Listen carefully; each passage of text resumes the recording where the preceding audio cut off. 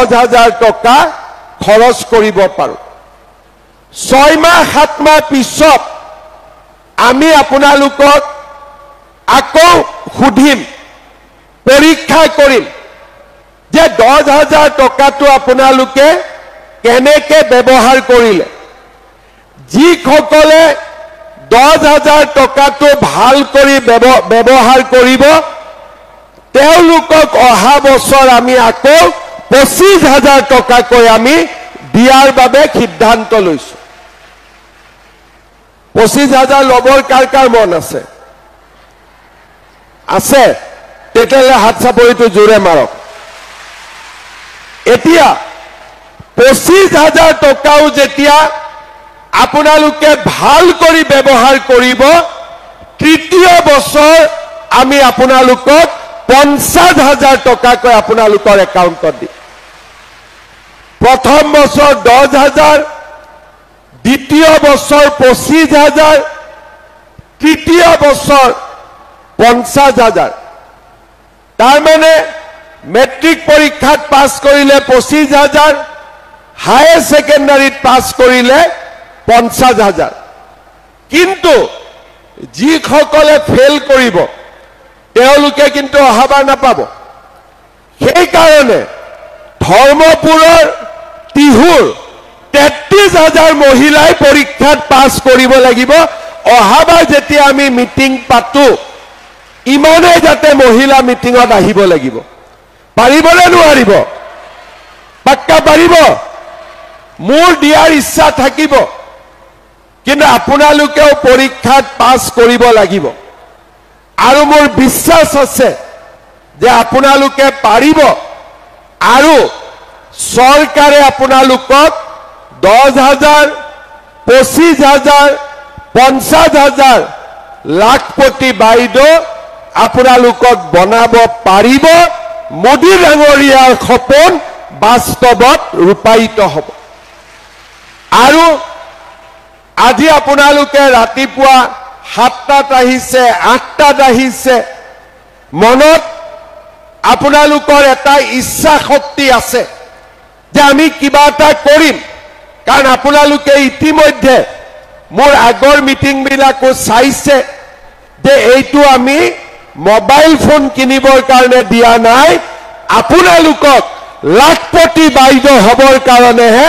এই টকাটো আমি আগবঢ়াইছো যিবোৰ জায়গাত আমি ইতিমধ্যে এই টকাটো দিছিলো তাতো আমি সমীক্ষা কৰিছো মহিলাসকলে টকাটো খুব ভাল কৰি ব্যৱহাৰ কৰি আছে মই ধৰ্মপুৰ তিহুৰ ৰাইজকো অনুৰোধ কৰিম এই টকাটোৰ যাতে সুন্দৰ ব্যৱহাৰ আমি কৰিব পাৰো মহিলা উদ্যমিতাৰ 10,000 অৰুণোদয় 1250 টকা নিযুত মইনা 1,000 1250 2500 আজি বিনামূলীয়াকৈ চাউল আৰু নতুনকৈ চৰকাৰে ৰেচনৰ দোকানত দালি চেনি আৰু নিমখো কম দামত দিয়া আৰম্ভ কৰিছে আপোনালোকে যদি চিন্তা কৰে আমাৰ চৰকাৰখনে মাহত এটা পৰিয়ালক কিমান সহায় কৰে অৰুণোদয় 1250 ঘৰত যদি 20 কেজিও চাউল আহিছে 800 টকা দালি চেনি নিমখৰ পৰা 50-60 টকা আৰু ঘৰত যদি ছোৱালী আছে তাইৰ কাৰণে 1250 টকা নিযুত মইনা আঁচনি বেমাৰ হলে ৰেচন কাৰ্ডখন দেখুৱালে 5 লাখ টকালৈকে বিনামূলীয়া চিকিৎসা যোৱাকালি আমি সকলোৱে কিষাণ সন্মান নিধি আজি আপোনালোকে যদি চাই যে আমাৰ চৰকাৰখনে গড়ে প্ৰতি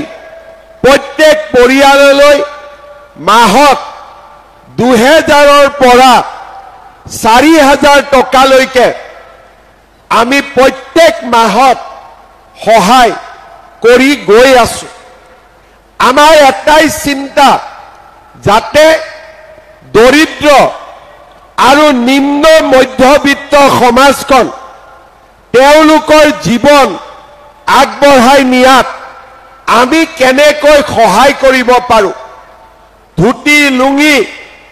এইবিলাকৰ ৰাজনীতি শেষ কৰি আমি উদ্যমিতাৰ ৰাজনীতি অৰুণোদয় ৰাজনীতি লৰা ছোৱালীক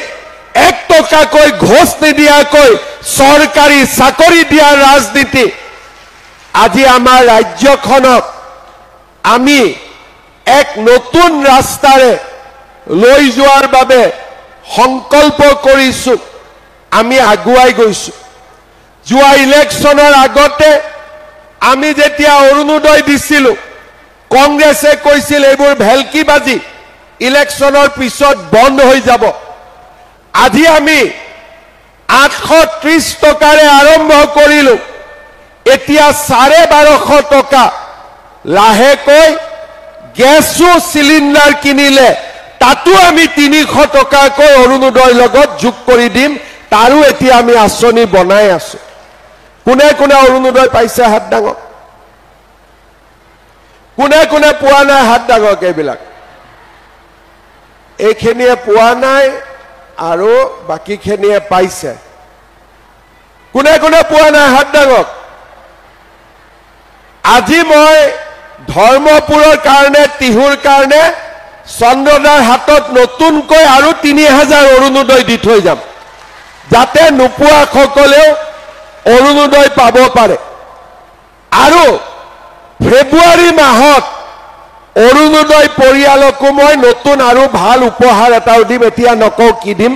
তেতিয়া আপোনালোকে গম পাব অৰ্থাৎ চৰকাৰে আগতে মানুহৰ পৰা টকা লৈছিলে চাকৰি নামত দালালি ৰেশন কাৰ্ডৰ নামত দালালি অমুকৰ নামত দালালি তমুকৰ নামত দালালি এতিয়া আমি ৰাইজক উলুটাই টকা দিবৰ কাৰণে চৰকাৰ কৰি আছো লবৰ কাৰণে নহয় এয়াই হৈছে আমাৰ অসমত পৰিৱৰ্তন এতিয়া আমি 1 জানুৱাৰীৰ পৰা আপোনালোকক 1 কেজি দালি 1 কেজি চেনি আৰু 1 কেজি নিমখ 100 টকাতে আমি দি দিম 100 টকা দিলে 3টা বস্তুৱে আপোনালোকে পাব পাৰিব এইবাৰ নৱেম্বৰ ডিসেম্বৰত অলপ বেছিকৈ দি আছে 118-20 টকা দি আছে পইচাটো ঘূৰাই দিওঁতেও দিগদাৰ 117 টকা হলে 3 টকা ক'ত ঘূৰাই দিব সেই কাৰণে 1 জানুৱাৰীৰ পৰা 100 টকা দিয়ক 3টা বস্তুৱে ঘৰত লৈ আহক ভাল হ'বনে বেয়া হ'ব ৰেশন কাৰ্ড কাৰ কাৰ আছে হাত ডাঙক বঢ়িয়া আপোনালোকে ললে নাই নাই এইবাৰ দালি চেনি কিনিলে নে নাই কোনে কোনে কিনিলে হাত ডাঙক দালি চেনি নিমখ কিনিলে বঢ়িয়া আৰু 1 জানুৱাৰীৰ পৰা 100 টকা দিলে ভাল হ'বনে বেয়া হ'ব ভাল হ'ব বঢ়িয়া এতিয়া আপোনালোকক 1 জানুৱাৰীৰ পৰা আমি 100 টকাতে দালিও দিম চেনিও দিম নিমখো দিম অৰ্থাৎ আগতে যিবিলাক কাম চৰকাৰৰ পৰা কেতিয়াও হোৱা নাছিলে আজি এই কামবিলাক আমাৰ ৰাজ্যত হৈছে আৰু আমি আগবাঢ়ি গৈ আছো আগতে লৰা ছোৱালীয়ে স্কুল কলেজত যাওঁতে মাক বাপেকক কৈছিলে কলেজত পঢ়ি কি লাভ হ'ব চাকৰি কোনে দিব এতিয়া আপোনালোকে দেখিলে যে কেনেকে